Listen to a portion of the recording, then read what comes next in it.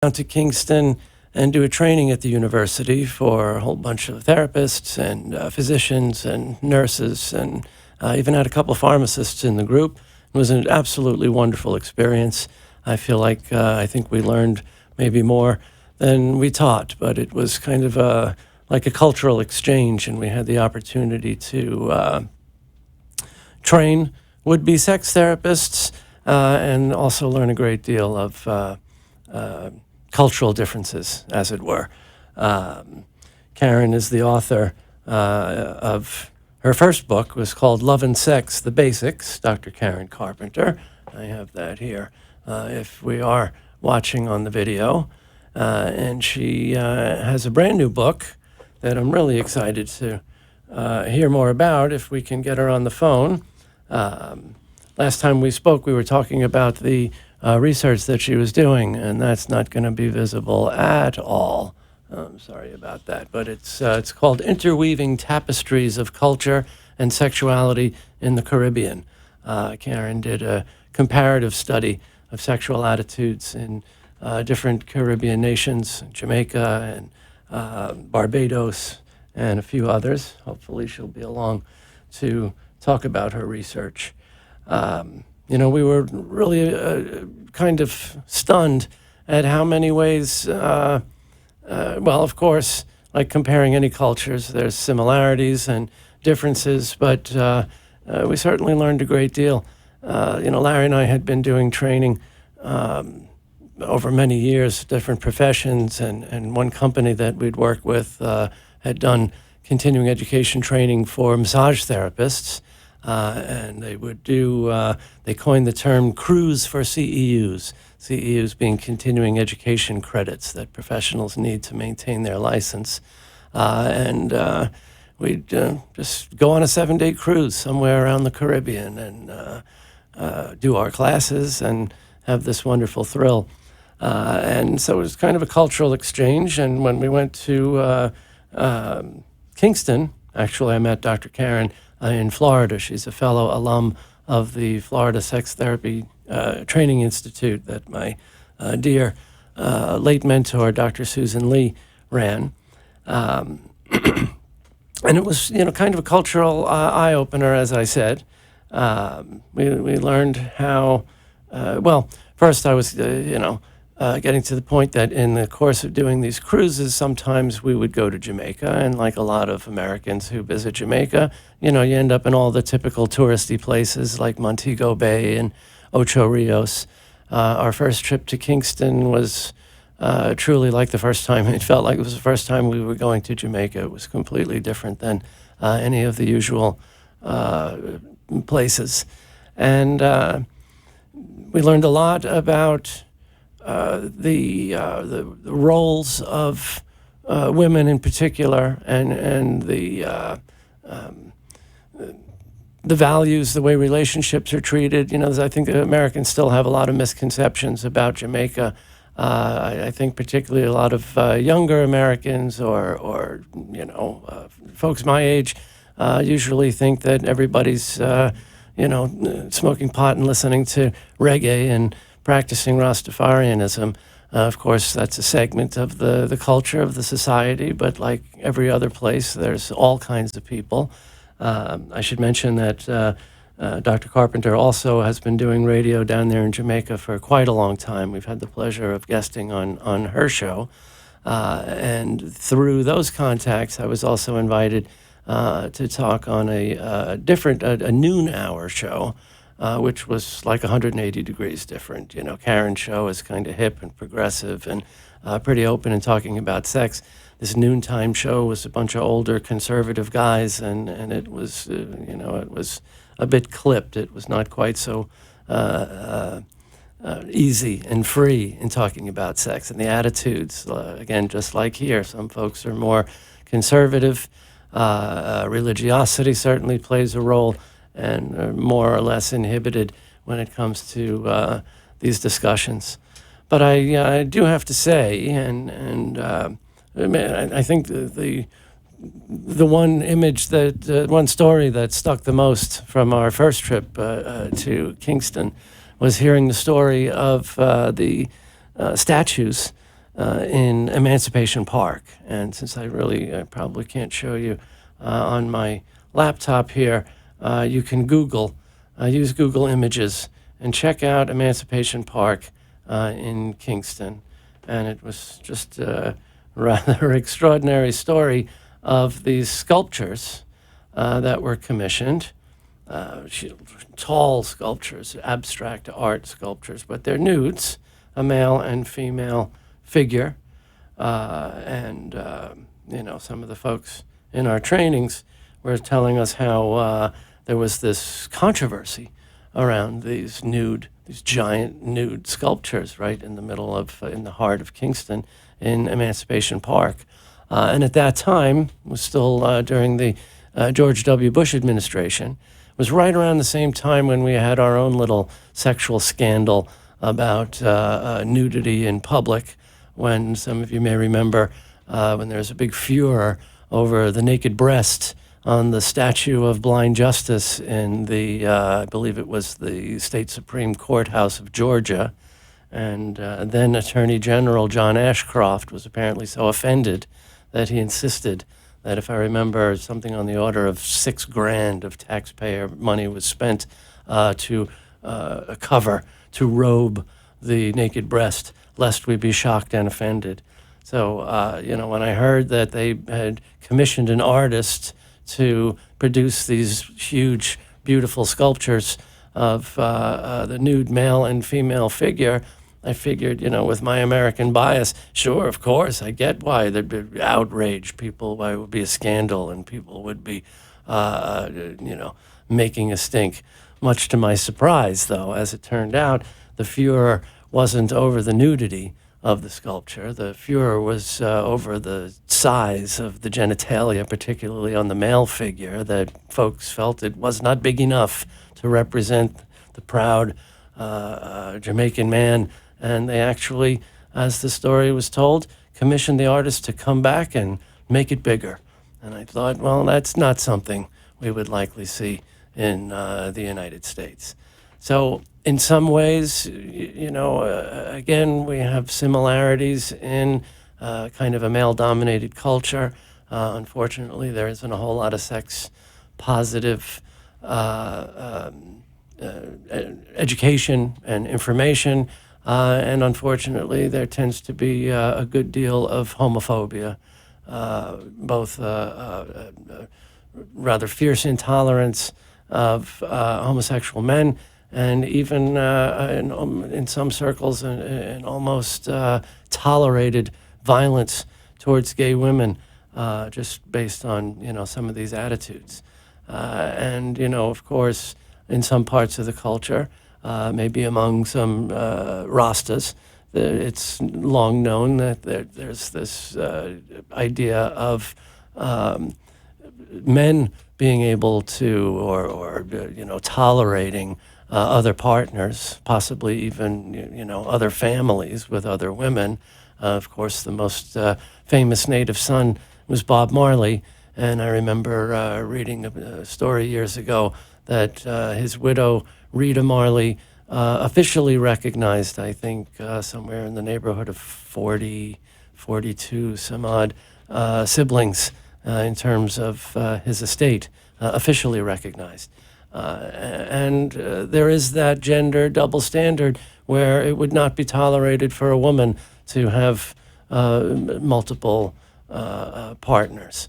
So while that sexism still exists, I couldn't help but notice that Jamaican women seemed an awful lot more, oddly enough, more empowered and independent and able to stand up and even demanding sexual pleasure, which is something that very often we struggle with in the United States. We still tend toward a more puritanical and inhibited sense for a lot of people.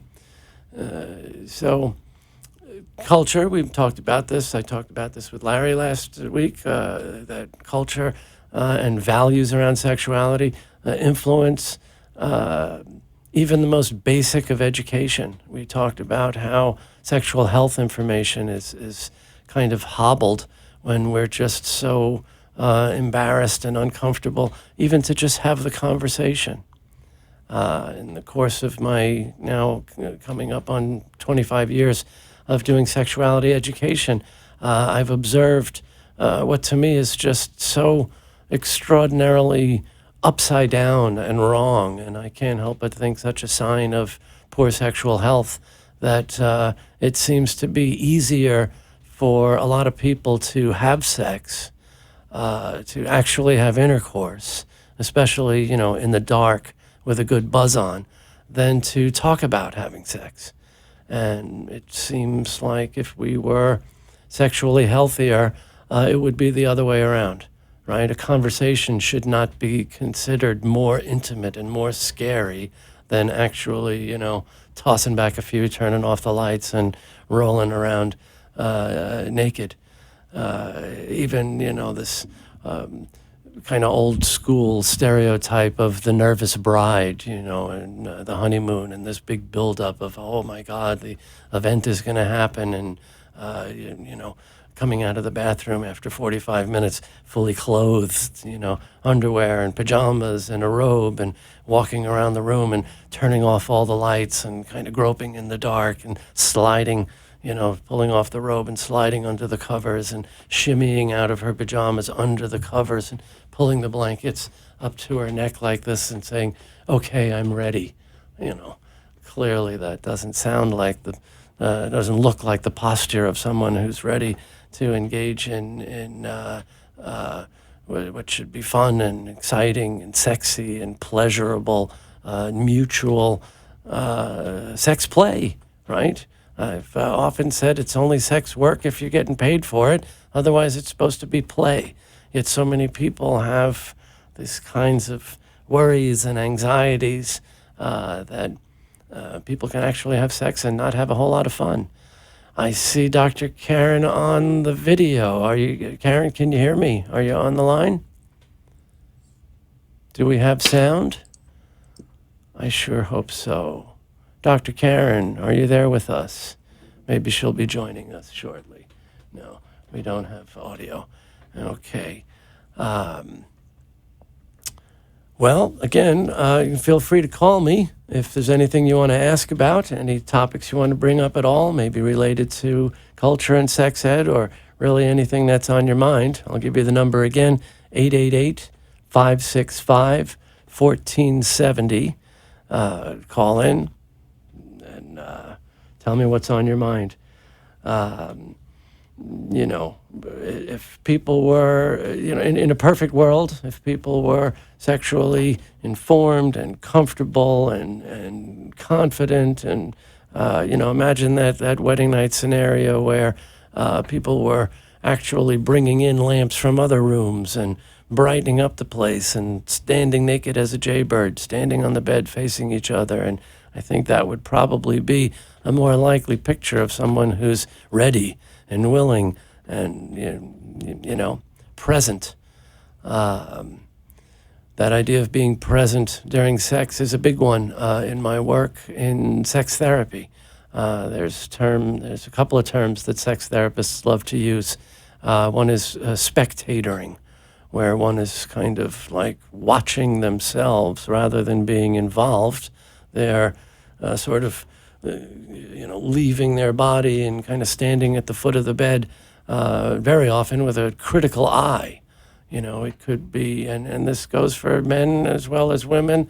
It seems kind of universal. People are either critical of themselves, they're worrying about what they look like. I think that's part of the reason for the tendency to turn off all the lights. The other favorite phrase that sex therapists use, and really it's kind of the probably the most typical explanation for just about all sexual dysfunction, is the idea of performance anxiety. This is real typical with guys, oddly enough, because the reputation, let's face it, it's the gender stereotypes are that guys are just horny, pigs, dogs, pick your favorite barnyard animal, and always all the cliches we use, thinking with the wrong head, and driven by this constant lust and looking for an available partner. When the truth is, that I'm not denying that there's plenty of guys that are out there. There's guys that would go to a club and figure it's just a numbers game. If you hit on every woman in the club, eventually somebody's bound to go along.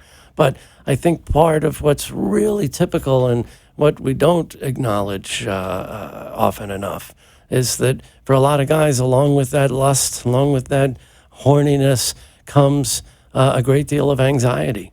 In other words, a sexual opportunity presents itself, and while there's the, oh, goody, this is about to happen, very often there's also that, uh-oh, we're on. Like every sexual experience is a test. Our manhood is on the line. Our masculinity is on the line. We've got to be big enough and hard enough and last long enough and not finish too quickly and not take too long. And what happens then, that's what leads to the spectatoring, right? Instead of sex being this immersive thing between people, they're kind of running up in their head and watching and observing and criticizing and worrying. And like an angry coach, don't mess up, don't drop the ball, don't blow it. And that, that ends up being work, and that creates anxiety, and anxiety creates dysfunction, right? It's kind of, it's really ironic. We have these self-fulfilling prophecies. The best way for a guy to almost guarantee losing an erection is to go into a situation worrying about losing his erection. Right? If a woman is worrying whether or not she's going to be able to make herself have an orgasm, chances are she won't. Right? It's the immersion. It's getting out of the head and being present with that person and able to, I always like the old iced tea commercials where they talk about taking the plunge. Just fall back and have that trust. Okay. So I guess I could bring that around to sex therapy, where sex therapists find that it's addressing that anxiety and helping couples to. Sometimes it's so simple. Just we remind couples that they're lovers, or they were, if life has gotten in the way, and we the stressors of life, whether it's kids or money or in-laws or jobs, all the usual stressors. It's hard to leave them out of the bedroom sometimes, and it's hard to remember that even in life stressors are unavoidable, but rather than kind of taking it out on the person right there, your partner, your mate, your chosen one, folks tend to turn it on each other, and then that stress, there's conflict, and the sexiness goes away. And folks complain that they're too tired, or they're, they've lost that spark. To me, that's always a sign. Right? So imagine somebody says they're too tired to have sex with their beloved. Right? Think back when we were younger. Was there ever such a thing as too tired for sex? Right? Somebody would work a double shift at work and go running home on foot to get home for the opportunity to have sex. So to me, it's very diagnostic when I hear that. Oh, we were too tired. That means there's something else going on. Very often that's avoidance. The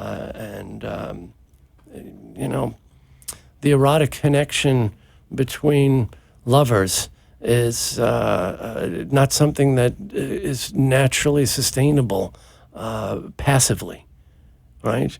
I think there's a reason why we have these such common cliches, stereotype pattern in relationships, that it's hot and heavy and sexy at the beginning, and just sort of fades. I would reference the brilliant therapist and author Barry McCarthy, who has written a great deal about the low sex or the no sex marriage, which it seems to be this kind of uniquely American problem, and almost like our dirty little secret that nobody really talks about, the fact that a lot of married couples just aren't even having sex at all anymore. And not just couples who've been married for 25 or 30 years, but I hear this a lot from, younger millennials, and even like, your typical kind of urban hipster power couple, where from the outside everybody thinks they're just great. They're a team, they're raising the kids, they're cooking together, and just really look like a great united couple, a strong relationship. Then you come to find out that they're not having sex either. So what is it that makes this natural entropy towards just a waning of the sex drive? It's kind of frustrating there, isn't it? So sex therapists help couples keep it sexy, and sometimes it's as simple as remembering, right? Invariably, not always, of course, but most of the time, when a couple comes to my sex therapy practice with particular sexual dysfunction or a problem, or the simple fact that they just have lost their desire, or whatever the struggle. My first job is to get a sense, a diagnostic picture. Sometimes you have to do a little detective work to figure out what this current problem is. But then after I do that, I will typically say, well, tell me, what was it like at the beginning when you two first got together? And almost all the time, like I said, not all couples, but almost all the time, couples respond in the same way. They say things like, well, come on, it was hot. We had sex all the time. We couldn't keep our hands off each other. We had sex several times a day in every room of the house. And then, why, after a dozen or 18 years of marriage, are you here in my office telling me that you haven't had sex in 9 years? That's kind of what we have to dissect, do a little forensic work and find out, follow that timeline. And like I said before, usually it's the usual suspect culprits, the stressors of life that make their way in the bedroom. Sex therapy is usually done with behavioral assignments that the couple is sent home with. I know there's a lot of silly misperceptions that people have. They think that, we have big beds in our office and, like a laboratory, we're going to watch them have sex, or we're going to follow them home, and stand at the foot of their bed. Going to just pause here and do another station promo. We're at wwnnradio.com, 1470 AM, 93.5 FM. And by all means, call in with any questions or comments at 888-565-1470. You can reach me at 561-809-1080, or go to the Facebook page for Sex Talk with Dr. Richard Spiegel, and you can email through the Facebook page. We're going to have to wrap it up, I think, for this evening. My apologies. I will do my best to get Dr. Carpenter back with us next week, because there's a lot of exciting research that I know you'd love to hear about. So thanks for tuning in. Apologies once again for the technical glitches, and please join us again next Monday at 9 p.m. You've been listening to Sex Talk with Dr. Richard Spiegel. Join us every Monday night at 9 on WNN, 1470 AM and 95.3 FM.